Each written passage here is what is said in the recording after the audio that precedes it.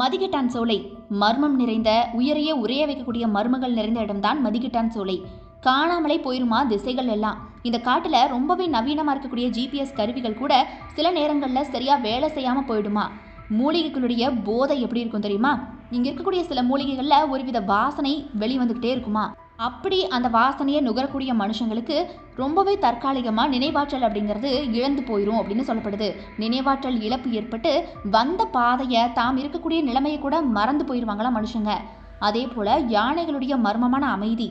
ஏன்னா யானைகள் எப்போவுமே பார்த்தீங்கன்னா பிளிரிக்கிட்டே இருக்கும். ஆனால் பாருங்கள், முக்கியமாக யானை வழித்தடம் தான் இந்த மதிகெட்டான் சோலை.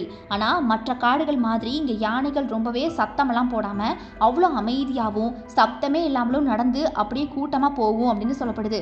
உள்ளூர் மக்களே அச்சப்படுறாங்களா இந்த இடத்த பார்த்து. மதிகெட்டான் சோலைக்குள்ள வழி தவறி காட்டில் சிக்கிக்கிட்ட பலருடைய கதைகள் இன்னைக்குமே அங்கே உலா வந்துக்கிட்டு இருக்கு. யாருமே மீண்டு வந்ததாக சரித்திரமே இல்லையா. அதே போல மர்மமான மூடு பனி அங்கே இருக்கு.